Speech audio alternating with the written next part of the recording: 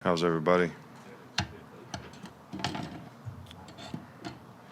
Well, I think the approach that we're taking on this bye week, and would like for all the players to do the same, is, look at what we do this week, what you do personally, individually, as well as collectively as a unit and as a team, is to use these days as an opportunity to improve and get better. And that should be the mindset that you go out there with. All right, because if you don't have that mindset, you don't have a purpose. If you don't have a purpose, you don't have very good mental energy. If you don't have very good mental energy, then you put yourself in a position to create bad habits and maybe even put yourself at risk, in some cases, all right, because other people are trying to do it and you're not going as fast as they're going. So, yesterday was kind of a tough day for us, outside, but today the energy and intensity was a lot better. The execution was a lot better. The tempo was a lot better. So we probably, made some progress from yesterday to today. Tomorrow we'll probably start a little bit, each day, we kind of focus a little bit on, an opponent that we have down the road. So in this case, we got Arkansas, Tennessee, and now Texas A&M. All right, so before we have another bye week. So, we spent one day on each of those teams, and, tomorrow we'll spend a day on, starting with that A&M as well as to do fundamental work. So, nothing to report other than that, and that's kind of where we're at. Just wanted to ask you about Xavier McKinney. Just what impresses you about him and his approach to the game? Well, X is a really hard worker. He sets a great example. He's always full speed ahead in how he practices and how he tries to do things. He's very focused, in whether it's meetings, walkthroughs, whatever it is. And I would say that, him and Anthony Jennings have been, our two most productive players on defense, so far, this year. And I think both of those guys are, guys that provide really positive leadership, for us. But, X sets a good example every day. He's obviously talented and explosive, but he really does try to do things the right way. So, and I think he's made a tremendous amount of improvement. He's a lot more confident than he was a year ago in not only what he's supposed to do, but how he's supposed to do it and why it's important to do it that way. You spoke a few times this year about the high number of snap counts. What do you see on film that can cut down on those 88, 86 snap games? Well, a lot of it is just mental errors. You got to get off the field. When you get opportunities to get off the field, especially on third down, we lost contain on a quarterback 2 or 3 times on third down where we had people covered. Just keep the quarterback, make the quarterback throw the ball from the pocket. Other times we make mental errors. Whether it's gap control or how to fit plays. So, the responsibility for the guys on the field when you're on defense is we got to get off the field. So get more turnovers, get more third down stops. Responsibility for you on offense is stay on the field. You're supposed to, end every possession with a kick, but you also want to extend those drives as much as you can, try to score every time you can, whether it's a touchdown, field goal, and there's going to be, sometimes when we have to punt, and we're smart and they do things to take advantage. So, but you want to try to keep the ball when you got it on offense, and then you want to try to make plays on special teams that are going to score or set up a score or control the vertical field position in the game.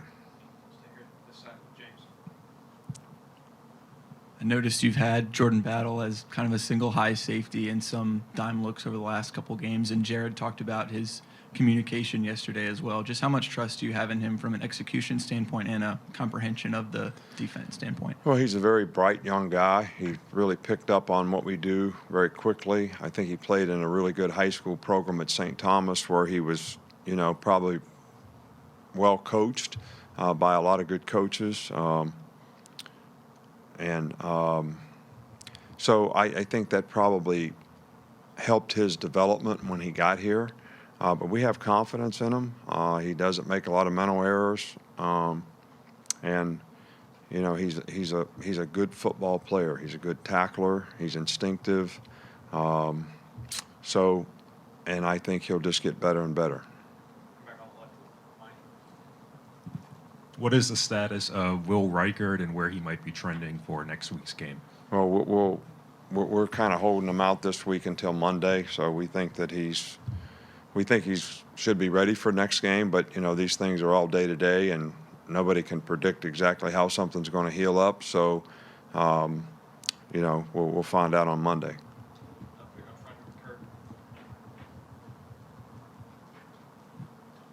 Coach, I know you were a coordinator once upon a time, and you've hired a lot of coordinators, and I wonder if the role of coordinators has changed over the years, and if so, in what ways, if they have?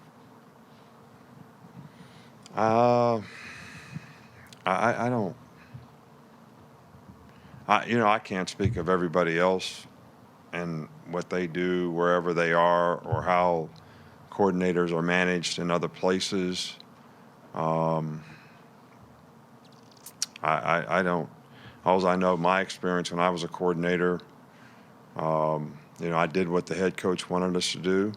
I tried to put a plan together and teach the players so they could go out there and execute it. And there was never a time when I was a coordinator that I didn't call all the defenses, which is what I allowed our coordinators to do here. They call the plays, they call the defenses. I make suggestions, kind of in between series or whatever, or, help with adjustments. And that's pretty much, what the head coach did when I was a coordinator. So I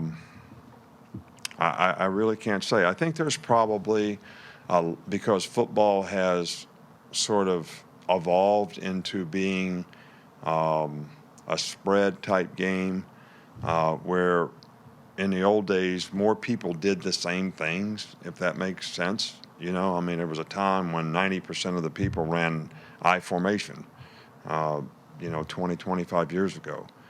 So now the diversity in what you see on offense is way greater than that. And I think that because of that, maybe sometimes, coaches hire guys because of their expertise to go ahead and do what they do on offense or defense or vice versa. And maybe that's changed a little bit because the game has gotten so much diversity that there's a lot of different moving parts and a lot of different circumstances. But we have not changed and gone in that direction in any way, shape, or form. Philosophically, we try to do on offense what we have the players to do. Our system is, geared toward allowing them to do that, so we can adjust and adapt it. And, same thing on defense. Is the competition at punter between the two guys we've already seen, or could you see a guy like walk on like Ty Perine into the mix? Well, everybody on our team competes. So, but the two guys that, we have an expectation should compete and do the job better are the two guys that have done it so far in the game. But I think everybody on our team competes. Have you kept your guys from buying into the outside noise? What do you guys do to keep your guys from keeping the clutter out? Talk about it just about every day. And, you kind of, ignore, some of those things because I think humility is very important to paying attention to detail and doing things the right way. I don't think it really matters at all where you're ranked or rated right now. It only matters when it's January, when the season's over. That's all that matters. And it can slip away very, very quickly. And as it did this last week, it wasn't even because the team didn't win. It must have been somebody's perception of how they played. All right, so it's not even about winning. It's about how you play.